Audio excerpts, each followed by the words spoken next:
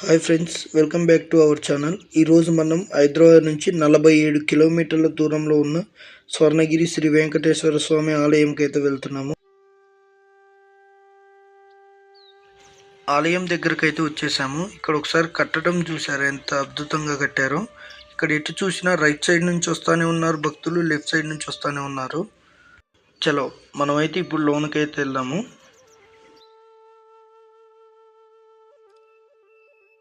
మనం అలా లోపలికి నడుచుకుంటూ వెళ్తుండగా ఇక్కడ బ్రహ్మదేవుడు రథం మీద నించొని ఉంటుంది. బ్రహ్మరథం అంటారంట. ఒకసారి వ్యూ పాయింట్ చూడండి, ఇంచుమించుగా యాదగిరిగుట్టలో నరసింహస్వామి ఆలయం కట్టినట్లే ఉంది సేమ్.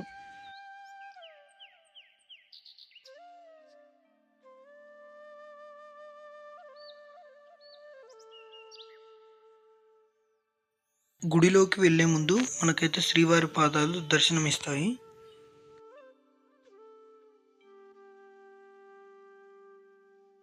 ఇక్కడ ఒకసారి చూడండి, 10 విగ్రహాలు అయితే ఉన్నాయి. ఒక్కొక్క విగ్రహం ఒక్కొక్క మండపానికి సూచిస్తాయంట. ఈ మండపాన్ని దశావతారం మండపం అంటారు. ఈ మండపంలో మొత్తం 10 మండపాలు అయితే ఉన్నాయి. అందులో 108 మెట్లు ఉన్నాయి. 108 మెట్లు కూడా ఒక్కొక్క మెట్టు 4 ఇంచుల హైట్లో ఉంటుంది. ఒకసారి ఇక్కడ చూడండి, ప్రతి ఒక్క మండపానికి ఒక్కొక్క విగ్రహాన్ని అయితే ప్రతిష్ఠించారు. ఈ విగ్రహాన్ని పాలరాతితో చేశారు. ఈ మండపంలో మొత్తం 6 విగ్రహాలను అయితే ప్రతిష్ఠించారు. మొదటిగా మనకు మృత్యు అవతారం, రెండవది శ్రీ కుర్మ అవతారం, మూడవది శ్రీ వరాహ అవతారం, నాలుగవది శ్రీ నరసింహస్వామి అవతారం, ఐదవది శ్రీ వామన అవతారం.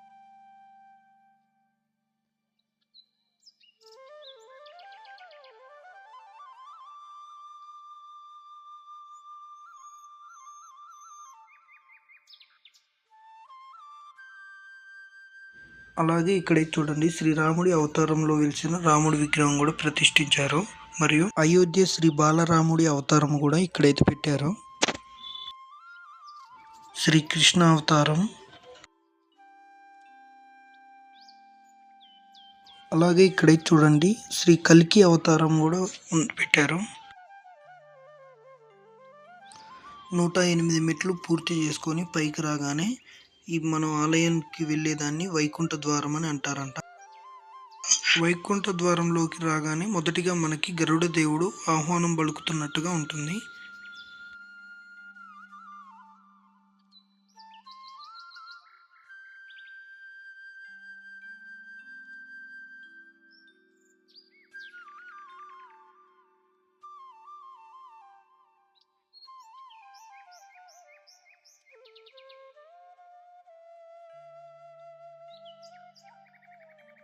అలాగే ఇక్కడ చూడొచ్చు, శ్రీ ఆంజనేయ స్వామి విగ్రహం అయితే చాలా హైట్లో అయితే కట్టారు. అలాగే స్వామివారిని దర్శించుకోవడానికి కింద స్వామివారిది చిన్న విగ్రహం అయితే పెట్టారు. ఈ ఆంజనేయ స్వామిని శ్రీ కార్యసిద్ధి హనుమాన్ అని పిలుస్తారంట.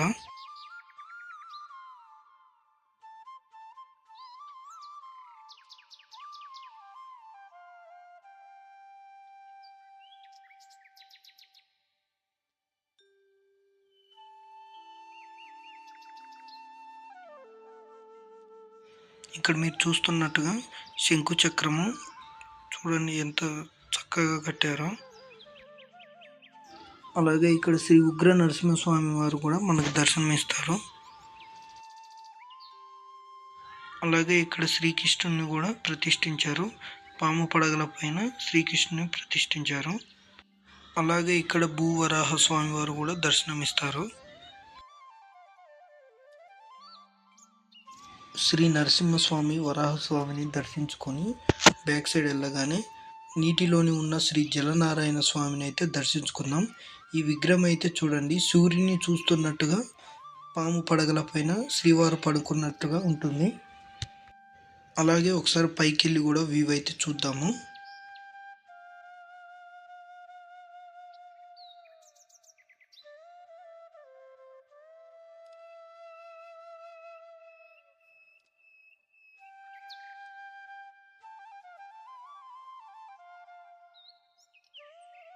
ఇక్కడ చూడొచ్చు, స్వామివారి ఆలయం ఎదుటగానే ధ్వజస్తంభం అయితే నిర్మించారు. అలాగే ఇక్కడ చిన్నపిల్లలు ఆడుకోవడానికి 20 రూపీస్ అంట జంపింగ్ని. చాలా ఎంజాయ్ చేస్తున్నారు పిల్లలు మాత్రం. ఈ వెహికల్ అయితే చూశారు కదా, అక్కడ క్యాంటీన్ ఉంటుంది. క్యాంటీన్లో ఏమైనా సప్లై చేయాలంటే ఈ వెహికల్ ద్వారా సప్లై చేస్తారంట.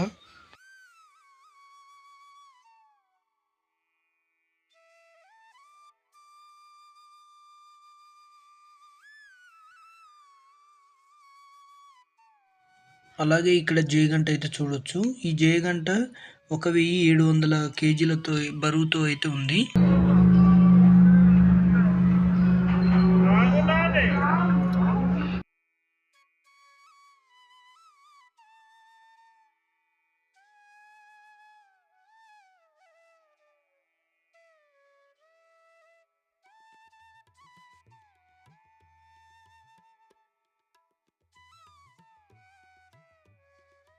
ఇక్కడ టెంట్ వేసి వేశారు కదా, టెంట్ కింద లడ్డు ప్రసాదం కానీ, పులిహోర కానీ, క్యాంటీన్ కానీ ఇక్కడ సౌకర్యం ఉంటుంది.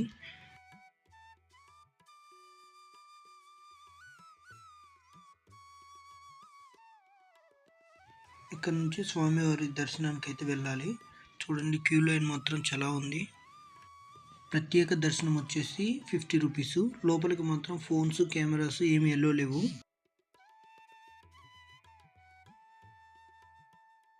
శ్రీవారి దర్శనం ముగించుకొని బయటికి రాగానే ఇక్కడ అన్నదాన సత్రం అయితే ఉంటుంది. అన్నదాన సత్రంలో రోజుకి 1000 మందికి పైగా భోజనం అయితే పెడతారు. అలాగే ఈ టికెట్ ఎలా తీసుకోవాలంటే, శ్రీవారి దర్శనంకి వెళ్ళినప్పుడు అక్కడ దర్శనం అయిపోయాక బయట టికెట్ అయితే ఇస్తారు. ఫ్రీ భోజనం మరియు టికెట్ కూడా ఫ్రీగానే ఇస్తారు. మేమైతే భోజనం అయితే మాకు సక్సెస్ఫుల్గా వచ్చేసింది. టేస్ట్ మాత్రం బాగున్నాయి మొత్తం కర్రీస్.